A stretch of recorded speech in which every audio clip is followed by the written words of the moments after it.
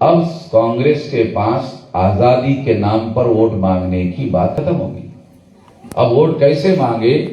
तो कांग्रेस ने पार्टी में गुंडे लोगों की भर्ती करना शुरू कर दिया और लोगों पर दबाव डालकर, प्रेशर डालकर, डरा कर वोट लेने का कार्यक्रम शुरू हुआ। लोगों ने इसके विरोध में खड़ा होकर काम किया। फिर कांग्रेस ने गरीबों के वोटों को खरीदने का कार्यक्रम शुरू कर दिया। तो खरीदने के लिए पैसा कहां से आएगा? पैसा कहां से आएगा? तो जो उद्योगपतियों के पास काला धन होता था या सरकार के द्वारा व्यापारियों को, जनता को महंगाई बढ़ाकर लूटने का जो अधिकार दिया जाता था, वो लूटे हुए धन और लूटे हुए पैसे के आधार पर ये चुनाव लड़े। आप लोगों को याद होगा कई उद्योगपति विदेश भाग गए। क्यों भाग गए? बैंक से उन्होंने कर्जा लिया, बैंक से कर्जा लिया 10,000 करोड़, 20,000 करोड़। अभी कल परसों की बात है, नरेंद्र मोदी ने उद्योगपतियों के 10 लाख करोड़ रुपया माफ कर दिया। अरे हमारा 10,000 माफ नहीं करता, गरीबों का 10,000 माफ नहीं करता। और बैंक वाले उनके घरों पर जब्ती लाते हैं, किसान के जमीन पर जब्ती लाते हैं और इन लोगों का 10 लाख करोड़ रुपया माफ कर दिया। अब जिन उद्योगपतियों का 10 लाख करोड़ माफ कर दिया, तो स्वाभाविक रूप से वो उद्योगपति इन लोगों को चुनाव लड़ने के लिए ये लूटा हुआ जो जनता का धन है, वही पैसा आधा उनको देते हैं, आधा अपने पास रख लेते हैं। तो हमारे लोगों को ये जानकारी नहीं है, हमारे लोगों को इसके बारे में कोई खबर नहीं है, जानकारी नहीं है। अभी लोगों के वोटों की चोरी करने के लिए ईवीएम मशीन लाई गई। आजकल जो आप लोगों के वोटों की चोरी हो रही है, वोटों की चोरी करके चुनाव जीतवा जा रहा है। यहां बहुत सारे पढ़े लिखे लोग हैं, वो इस बात को मानने के लिए राजी नहीं है कि ईवीएम मशीन में चोरी होती है। मैं सुप्रीम कोर्ट में ईवीएम की केस लड़ चुका हूं, मेरे पास सबूत है ईवीएम में घोटाला करने के, मेरे पास सबूत है और मैंने सुप्रीम कोर्ट में सबूत दिए और सुप्रीम कोर्ट के जजेस ने मेरी बात को माना, चीफ जस्टिस ने माना और 24 अप्रैल 2017 को ईवीएम मशीन की चोरी को पकड़ने वाली दूसरी मशीन लगाने के लिए, पेपर ट्रेल मशीन लगाने के लिए सुप्रीम कोर्ट ने मेरे केस में ऑर्डर दिया। यानी सुप्रीम कोर्ट भी इस बात को स्वीकार करता है कि ईवीएम मशीन में चोरी हो सकती है, घोटाला हो सकता है। देखो, जब आप वोट डालते हो, ईवीएम मशीन में बटन दबाते हो, वोट डालते हो, तो आपका वोट जो है ईवीएम मशीन के इलेक्ट्रॉनिक रिकॉर्ड में जाता है। तो दुनिया के विशेषज्ञ इस बात को मानते हैं कि इलेक्ट्रॉनिक रिकॉर्ड ट्रांसफरेबल होता है, एक दूसरे के नाम पर ट्रांसफर किया जा सकता है। जब पहले बैलेट पेपर होता था, जब आप बैलेट में क्या करते थे, तो आप देखते थे, चुनाव निशान देखते थे, पंजा, कमल का फूल, गधा, घोड़ा, हाथी, सूअर, चुनाव निशान देखते थे। फिर देखने के बाद अभी किसको दे, गधे को दे, सूअर को दे, कुत्ते को दे, वोटर सोचता है।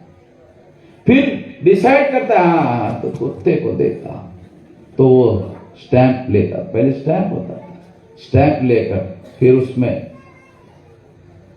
शाही लग गई, देख के वो वहां जहां उसको कुत्ते को स्टैंप देना है, वोट देना है, ऐसा फिर कुत्ते पर ही लग गया है। यानी अपनी आंखों से, दोनों आंखों से देखता था कि हाँ बराबर कुत्ते को लग गया है। मगर इलेक्ट्रॉनिक वोटिंग मशीन में आप बटन दबाते हो, आपका वोट किसके नाम पर जमा हो गया आपको आंखों से दिखाई नहीं देता। आपको पता है, अरे बैलेट बॉक्स में आप दो दो बार कंफर्म करते थे कि मैंने जिसको स्टैंप लगाया वो बराबर लगा कि नहीं लगा। मगर ईवीएम मशीन में आप जब बटन दबाते हो तो आपका, मान लो आपने पंजे में लगाया, आपको आंखों से दिखाई नहीं देता कि वो पंजे में गया कि नहीं गया। ईवीएम में दिखाई नहीं देता। ये इस तरह से अपारदर्शी मशीन है, ये ट्रांसपेरेंट मशीन नहीं है, ये आंखों से दिखाई नहीं देता है। इसलिए हमने सुप्रीम कोर्ट में कहा ये मशीन वोटों की चोरी कर सकती है, और इसलिए हमने कहा कि आम आदमी की वोटर के वोट चोरी ना हो, इसलिए इसमें दूसरे मशीन लगाई जाए। तो पेपर ट्रेल नाम की मशीन लगाई गई है, मैंने लगवाई। 13 लाख मशीनें सारे देश भर में ईवीएम मशीन को मैंने लगवाई। किसी अखबार वाले ने, टीवी वालों ने मेरी खबर नहीं छापी, ये मैंने लगवाई सारे देश भर में। इसलिए मैं जानता हूं ईवीएम मशीन में घोटाला होता है कि नहीं होता, मैं जानता हूं। मेरे पास सबूत है, मैं केस लड़ चुका हूं, मेरी केस अभी भी सुप्रीम कोर्ट में पेंडिंग है। तो इस तरह से ये पेपर ट्रेल मशीन लगाई गई। तो तब से क्या होता है, जब आप बटन दबाते हो तो 2 जगह रिकॉर्ड तैयार होता है। एक जगह आपका वोट का रिकॉर्ड इलेक्ट्रॉनिक रिकॉर्ड में जमा हो जाता है, दूसरी जगह एक कागज के टुकड़े पर स्टैंप लग जाता है। आपने मान लो पंजे पर दिया, हाथी पर दिया, कमल के फूल पर दिया, खटिया पर दिया, तो कागज के टुकड़े पर स्टैंप लग के वो बैलेट बॉक्स में गिर जाता है। और वो जो कागज का टुकड़ा है उसको बोलते हैं पेपर ट्रेल मशीन से निकला हुआ वोट। अगर ईवीएम मशीन ने आपको हरवा दिया तो पेपर ट्रेल मशीन के कागजों की गिनती करने के लिए आप मांग कर सकते हैं। वोटर मांग कर सकता है, कैंडिडेट मांग कर सकता है, कैंडिडेट का प्रतिनिधि मांग कर सकता है, कोई भी मांग कर सकता है। और अधिकारी को बंधन होगा कि वो पेपर ट्रेल मशीन से निकले हुए पेपर के कागज के टुकड़ों की गिनती करे। और इससे प्रमाणित हो गया कि ईवीएम मशीन में जो कैंडिडेट जीत गया था वो पेपर ट्रेल मशीन में हार गया। यानी जिनके नाम पर ईवीएम मशीन में कम वोट पड़े थे, वो आदमी जो हार गया था ईवीएम मशीन में, वो पेपर ट्रेल मशीन के कागज के वोट में जीत गया। तो इस तरह से ये पेपर ट्रेल मशीन जो है as good as ballot paper. ये जो पेपर ट्रेल मशीन है ये एज गुड एज, जैसे बैलेट पेपर था वैसे ही पेपर ट्रेल मशीन है। ये मशीन हमने लगवाई थी, और जब लगवाई, ये लगवाई 24 अप्रैल 2017 को, नरेंद्र मोदी ने कांग्रेस को कहा कि आपने 2004 और 2009 में ईवीएम में घोटाला करके चुनाव जीता था, तो हमने देशव्यापी आंदोलन करने का ऐलान किया था। तो आप लोगों ने कहा था, कांग्रेस के लोगों ने कहा था हमको, बीजेपी वालों ने कहा, आरएसएस वालों ने कहा, क्या कहा था कि हम आंदोलन ना करें, बीजेपी वाले आरएसएस वाले आंदोलन ना करें। तो आरएसएस वालों ने, बीजेपी वाले नहीं आंदोलन करेंगे। तो कांग्रेस के लोगों ने कहा ऐसा करो, अभी हमारी सरकार है, 2013 चल रहा है, 2014 में लोकसभा का चुनाव है, हमने 2 बार घोटाला करके चुनाव जीता, तुम 2014 में 1 बार घोटाला तुम करो। तो चुप रहोगे ना? हमने 2 बार किया, एक बार तुम भी कर लेना। तो आरएसएस के लोगों ने, भाजपा के लोगों ने, नरेंद्र मोदी ने सोनिया गांधी को, राहुल गांधी को, मनमोहन सिंह को कहा, अरे आपने 2 बार घोटाला करके चुनाव जीता, सरकार बनाई, और आप हमको एक कई बार घोटाला करने की बात कर रहे हो। तो कांग्रेस ने कहा, नहीं, हम तो एक बार इसलिए बोल रहे हैं कि आरएसएस के लोग बहुत सज्जन हैं, ऐसा कहा जाता है देश में। बहुत अच्छे लोग हैं, ईमानदार लोग हैं, राष्ट्रवादी लोग हैं, ऐसा देश में कहा जाता है। आप भी ऐसा प्रचार करते हो, हमें क्या मालूम था आप भी 2 नंबरी हो। हम तो 2 नंबरी है ही है, हम कांग्रेस के लोग 2 नंबरी है ही है, मगर आप लोग तो सज्जन हैं। आप लोग 2 बार क्यों करना चाहते हो घोटाला? एक बार कर लो। नहीं, बराबरी होनी चाहिए। आपने 2 बार घोटाला किया तो हमको भी 2 बार का मौका मिलना चाहिए। तो इसका मतलब है आप भी 2 नंबरी लोग हो, हमें मालूम ही नहीं था आप भी 2 नंबरी हो। चलो ठीक है, 2 बार आप घोटाला कर लो। ये सौदा हुआ, और 2014 का घोटाला करके चुनाव जीतने के बाद जब मैंने पेपर टेल मशीन 24 अप्रैल 2017 को सुप्रीम कोर्ट ना ऑर्डर लेकर पेपर ट्रेल मशीन लगवाया, तो नरेंद्र मोदी और आरएसएस ने कांग्रेस को कहा, अरे भाई देखो, वामन मेश्राम ने बहुत बड़ी टांग अड़ा दी है। वामन मेश्राम की टांग छोटी मोटी नहीं है, बहुत मजबूत टांग है, बहुत ताकतवर टांग है। ये टांग हम अकेले बीजेपी आरएसएस वाले हटा नहीं पा रहे हैं, और कांग्रेस वाले आप लोग भी हमारी मदद करो। तो कांग्रेस वालों ने कहा, भी अरे आपके पास सरकार है, आप प्रधानमंत्री है, मगर वामन मेश्राम की टांग बहुत मजबूत है, वो बिकाऊ माल नहीं है, उसको खरीदा नहीं जा सकता।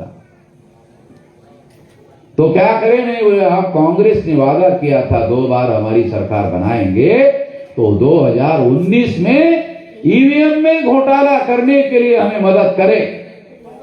तो कांग्रेस के अभिषेक मनु सिंघवी, राजस्थान के सुप्रीम कोर्ट के वकील, तो उन्होंने सुप्रीम कोर्ट में फरवरी 2019 में केस दायर किया, और 8 अप्रैल 2019 को सुप्रीम कोर्ट ने फैसला दिया।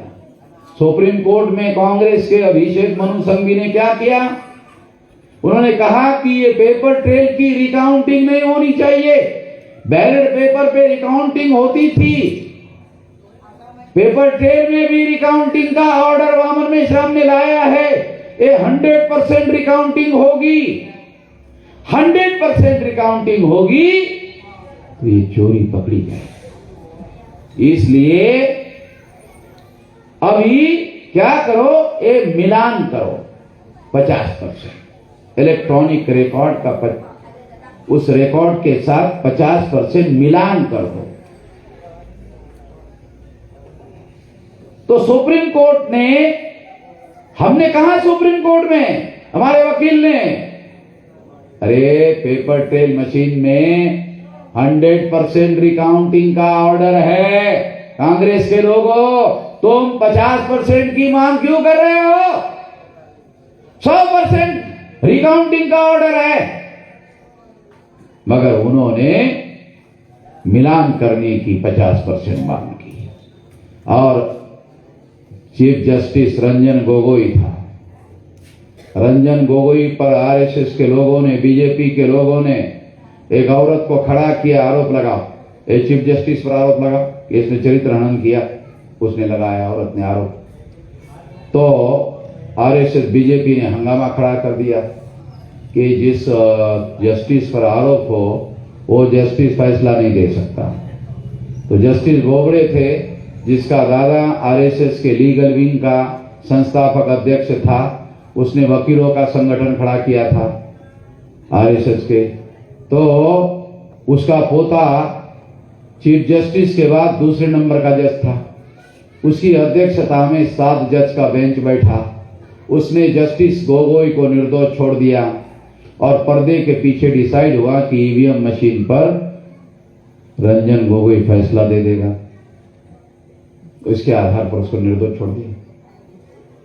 और जस्टिस बोबड़े ने एक जस्टिस की नियुक्ति की, उस औरत की इंक्वायरी करने के लिए बिठाया।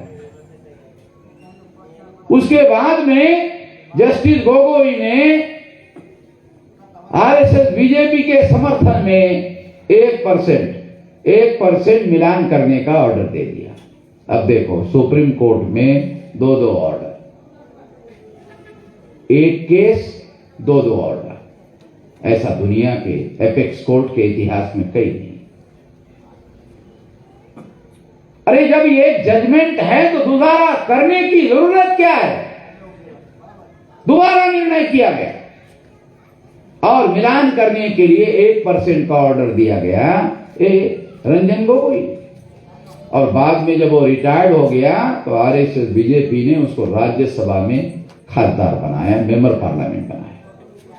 उसने फिर आत्मचरित्र लिखा।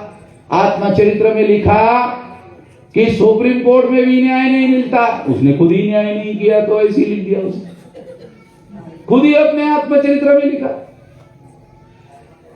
तो इस तरह से साथियों, सुप्रीम कोर्ट में ये हुआ।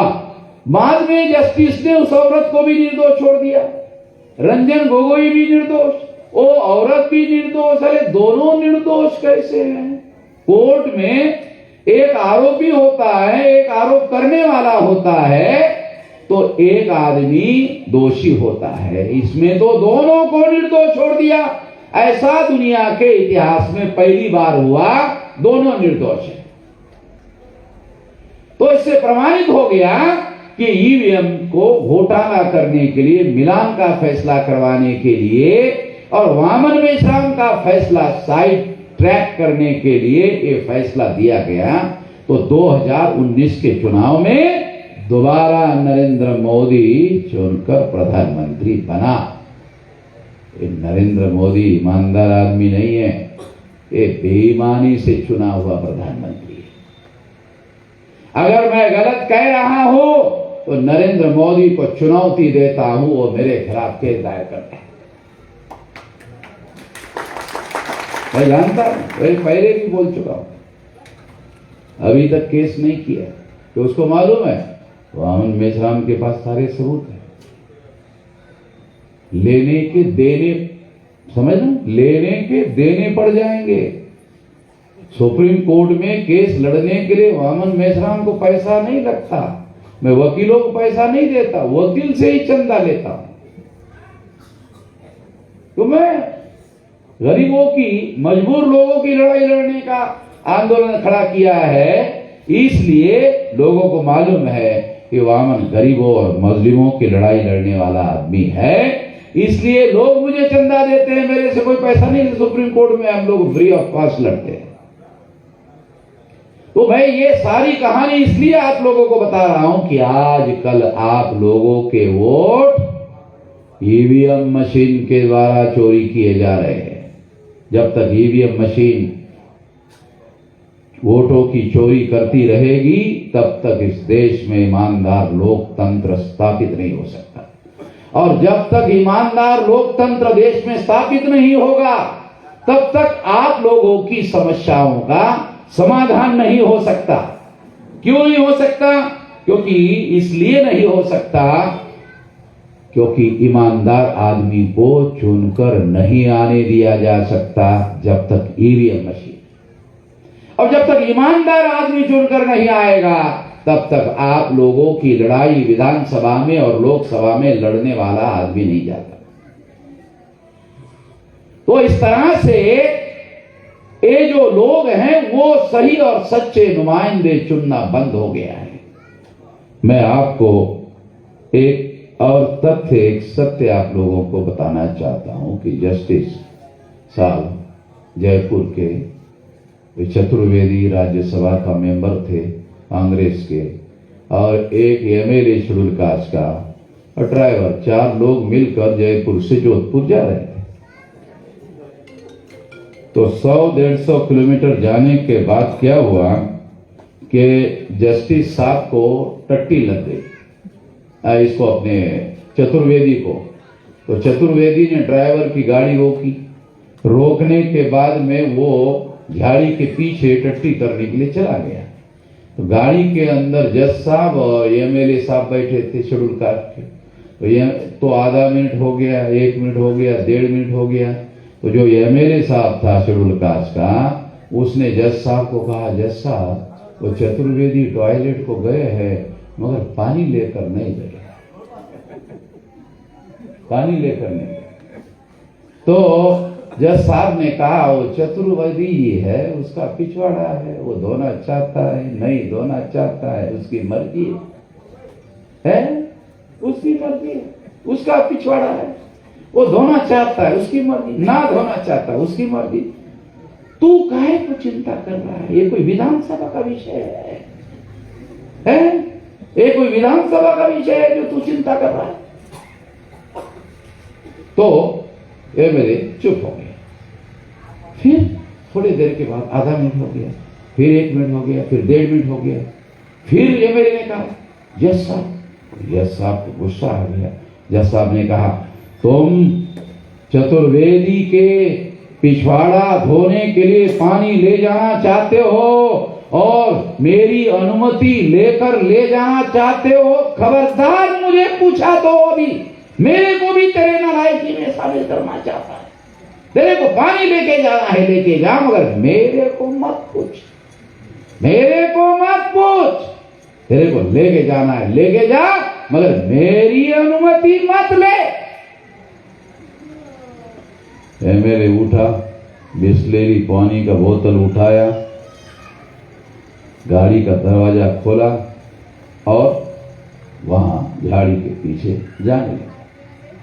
मैं यहां स्टेज पर बैठा था और जज साहब बोल रहे थे। अजमेर के अधिवेशन में मैंने जज साहब को वहां से कहा, जज साहब वो एमएलए पानी की बोतल ही लेकर गया चतुर्वेदी के लिए या चतुर्वेदी का पिछवाड़ा भी धोया? तो जज साहब ने कहा कि नहीं, वो झाड़ी पीछे से मैं देख नहीं पाया, हो सकता है ऐसा हो गया हो, मैं देख नहीं पाया क्योंकि झाड़ी के पीछे। ऐसे एमएलए चुनकर जा रहे हैं। बाबा साहब आम्बेडकर ने कहा था, दलाल चुनकर जाएंगे, भड़ुवे चुनकर जाएंगे। बाबा साहब ने नहीं सोचा था पिछवाड़ा धोने वाले भी चुनकर जाएंगे। यानी इतना गिर जाएंगे, इतने घटिया किस्म के लोग चुनकर जाएंगे। ऐसी चुनाव प्रणाली देश में प्रस्तावित की गई है।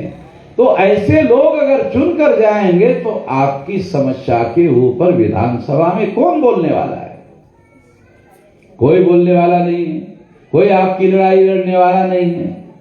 इसीलिए ये जो लोग हैं, ये जो कैंडिडेट है, ये कैंडिडेट जो आपके सामने उपस्थित किए गए हैं, चेतन गोहिल, सुरेश परमार, साहिल मंसूरी, ये तुम्हारी लड़ाई लड़ने वाले तुम्हारे ही बीच के लोग हैं, तुम्हारी लड़ाई लड़ेंगे, इसलिए हम उनका समर्थन कर रहे हैं। मगर आप लोगों की लड़ाई लड़ने के लिए केवल यही लोग या विधानसभा के चुनाव लड़ने वाले यही मुद्दा नहीं है, यही एकमात्र रास्ता नहीं है। हमने देशव्यापी आंदोलन खड़ा किया हुआ है और कुछ दिन पहले 6 अक्टूबर को 3.5 लाख लोग आरएसएस के हेडक्वार्टर पर लेकर गए थे। तो आपकी लड़ाई अगर मान लो ये एमएलए चुनकर अगर गए, आपने अगर इनको चुनकर दिया, तो अगर ये आपकी लड़ाई नहीं लड़ेंगे, हम मैदान में आपकी लड़ाई लड़ने के लिए तैयार हैं। ये लड़ाई लड़ी रहे। चुनाव के 1-2 दिन पहले और एक प्रोपेगेंडा देश में शुरू होता है। देवी आपको बताना चाहता हूं, आखिरी बात ये बताना चाहता हूं, चुनाव के 1-2 दिन पहले प्रचार शुरू होता है। अरे ये तो चेतन गोहिल, सुरेश परमार, साहिल मंसूरी ये चुनाव जीतने वाले नहीं है, तो हारने वाले हैं। इनको अगर आप वोट देते हो तो आपका वोट खराब हो जाएगा, स्पॉइल हो जाएगा। तो आप अपना वोट क्यों खराब करना चाहते हो? ऐसा प्रोपेगेंडा बीजेपी वाले, कांग्रेस वाले शुरू कर देते हैं। और जब शुरू कर देते हैं तो मैं आपको बताना चाहता हूं, वोट का अधिकार, ये वोट जो है ये कभी खराब होने वाला नहीं है। ये वोट इतना जितना पावरफुल होता है ये खराब होने वाली चीज नहीं है। अगर आपका कैंडिडेट मान लो चुनाव हार गया और उसको 5% वोट पड़े, 10% वोट पड़े, 11% वोट पड़े, 15% वोट पड़े, 20% वोट पड़े और हार गया, हो सकता है हार गया और 20% वोट पड़ने के बाद हार गया, क्योंकि 32% वाला जीत जाएगा, 35% वाला जीत जाएगा। तो मान लो 20% आपने वोट दे दिया, हारने वाला होने के बावजूद भी दिया और उसको 20% वोट पड़े, हार गया। उसके बाद आपकी कोई समस्या हुई, आप चेतन गोहिल के पास आए और चेतन गोहिल के पास आए कि गोहिल साहब मेरी ये समस्या है, आप जरा पुलिस चौकी में टेलीफोन करके जरा काम कर दीजिए मेरा। तो चेतन गोहिल पुलिस इंस्पेक्टर को टेलीफोन करेगा, हेलो हेलो इंस्पेक्टर साहब, हेलो मैं चेतन गोहिल बोल रहा हूं। तो इंस्पेक्टर क्या बोलेगा, कौन है चेतन गोहिल, कौन है, कौन है चेतन गोहिल, है कौन है चेतन गोहिल। तो इधर चेतन गोहिल बोलता है 20% वोट वाला चेतन गोहिल बोल रहा हूं इंस्पेक्टर साहब। उधर से इंस्पेक्टर क्या, सर सर सर बोलिए सर, क्या सेवा करूं सर, बोलिए कोई भी प्रॉब्लम है बोल दीजिए, मैं अभी इमीडिएट कर देता हूं।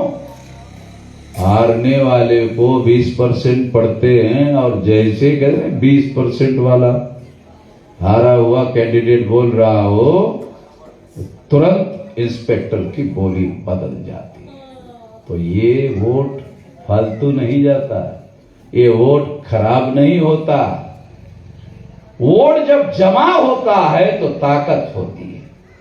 20% हुआ तो 20% ताकत, 25% हुआ 25% ताकत, 32% हुआ तो 32% ताकत, 35% हुआ जीत गया, हो गया। परसेंटेज ऑफ वोट से कैंडिडेट जीतता है तो परसेंटेज ऑफ वोट जो है वो ताकत है। वोट कभी फालतू नहीं जाता, जाया नहीं जाता, कभी खराब नहीं होता, ये ध्यान रखें। इसलिए अपने वोटों को कभी मत बेचना। अगर आपने अपने वोट को बेचा तो बेचते वक्त ध्यान रखना कि चुनाव में अगर मैंने वोट बेच दिया और अन्याय करने वाले की सरकार बनी तो मेरी बहू, बेटी, बहन, मां की इज्जत का क्या होगा। चुनाव के बाद मेरी बहन, बेटी, बहू, मां के इज्जत का क्या होगा। अगर मैंने वोट बेच दिया तो जो खरीदने वाला है वो बलात्कार कर सकता है, सरकार उसकी है, पुलिस उसकी है, तुम्हारी कोई सुनवाई होने वाली नहीं है। वोट बेचते वक्त ध्यान रखना। वोट का अधिकार दिलाने के लिए बाबा साहब आंबेडकर ने अपने 4 बच्चों को कुर्बान किया, अपने बीवी को कुर्बान किया, ध्यान रखना। अगर वोट बेचोगे तो अन्याय, अत्याचार करने वाले लोग चुनकर जाएंगे। इसलिए वोट मत बेचना। वोट बेचने के लिए नहीं है, वोट का अधिकार एमएलए चुनने का अधिकार नहीं है, एमपी चुनने का अधिकार नहीं है, एक शासक चुनने का अधिकार नहीं है, एक शासक बनने का अधिकार है। वोट का उपयोग शासक बनने के लिए करो। जिस दिन तुम्हारे समझ में आएगा वोट का अधिकार शासक चुनने का नहीं, शासक बनने का है, तब इस देश में एससी, एसटी, ओबीसी, माइनॉरिटी के 85% वोट है। अरे 31% से सरकार बन रही, 32% से सरकार बन रही है और तुम लोगों के एससी, एसटी, ओबीसी, माइनॉरिटी के 85% वोट है। हर कैंडिडेट तुम्हारा जीत सकता है। तुमने अगर ये सोचा कि हम लोग वोट का अधिकार जो है ये शासक चुनने के लिए नहीं, शासक बनने के लिए करेंगे, तो आप शासक बन सकते हैं। आप लोग सोचते हैं ऐसा नहीं हो सकता।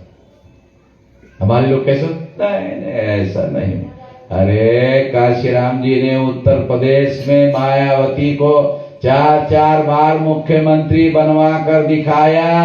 आप सोचते नहीं हो सकता? अरे हो गया, अरे हो गया। तुम सोचते हो नहीं हो सकता? KR नारायणन शेड्यूल कास्ट का केरला का आदमी राष्ट्रपति हो गया। अभी कल परसों रिटायर्ड हो गया एक राष्ट्रपति, वो शेड्यूल कास्ट का, क्या नाम उसका, गोविंद जो है, वो रिटायर्ड हो गया, वो राष्ट्रपति शेड्यूल कास्ट का। अभी जो महिला राष्ट्रपति है द्रौपदी मुर्मू, आदिवासी राष्ट्रपति। हो नहीं? अरे हो गया, रिटायर्ड भी हो गया KR नारायणन, मर भी गया साला, मट्टी भी हो गया। तो भी हमारे लोगों के दिमाग में घुसा नहीं हो सकता। क्यों नहीं हो सकता? अरे हो गया। ये तो बाबा साहब आम्बेडकर ने संविधान में अधिकार दिया, कैसे नहीं हो सकता? हो सकता है। जब आप ऐसा सोचोगे हो सकता है, तो आपके अधिकार का सही उपयोग आप कर सकते हो। निराशा से कुछ नहीं होगा। निराश आदमी आत्महत्या कर सकता है, निराश आदमी आत्महत्या कर सकता है। आत्महत्या करने वाला आदमी अपनी तरक्की कभी नहीं कर सकता। इसलिए लड़ाई लड़ने की विचारधारा होनी चाहिए, जीतने की विचारधारा होनी चाहिए। जीतने के लिए बातें समझा रहा हूं। अगर आप इस तरीके से इस विचार को अमल में लाने का काम करोगे तो कोई चाकू छुरी बंदूक गोली चलाना नहीं भाई। वोट पर स्टैंप लगाना है, केवल बटन दबाना है। कोई आपको 1000 किलो का बोझा नहीं ढोना है, अरे केवल बटन दबाना है। केवल समझदारी से बटन दबाना है। अगर आप ऐसा कर लोगे तो आपके लोग जो है शासक बन सकते हैं, और शासक बने बगैर तुम्हारी समस्याओं का समाधान होना नहीं है। उन्होंने ब्राह्मणों ने लिखा, आप लोग कहते थे अरे हमारे नसीब में कहाँ है। अरे बाबा साहब आम्बेडकर ने नसीब में लिख दिया भाई। तुम्हारे नसीब में जो नहीं लिखा हुआ था वो लिख दिया। अब वो नसीब नहीं रहा, वो बदल गया है। पहले नहीं था ब्राह्मण के समय में, अभी बाबा साहब आम्बेडकर के संविधान का समय है। अभी देखो कितना है। ए ब्रह्मा है, ब्राह्मण तो ब्राह्मण, हम तो ब्रह्मा को भी नहीं मानते। ब्रह्मा को वोटिंग का अधिकार है, क्यों नहीं जानते है? उसका कोई आधार कार्ड ही नहीं है, ब्रह्मा का कोई आधार कार्ड है, उसका कोई पोस्टल एड्रेस है? जिसका पोस्टल एड्रेस नहीं होता उसका वोटर लिस्ट में नाम नहीं होता, और जिसका वोटर लिस्ट में नाम नहीं होता वो ग्राम पंचायत का सदस्य चुन कर नहीं ला सकता। अरे तुम ब्रह्मा की बात सोचते हो भाई, जो ग्राम पंचायत का सदस्य चुन कर नहीं ला सकता। अरे जमाना बदल गया। अरे एक जमाना था ब्रह्मा वाला, अब खत्म हो गया वो जमाना। अरे बाबा साहब आम्बेडकर ने संविधान में लिखकर आपके माथे में जो लिखा हुआ था पोंछ दिया।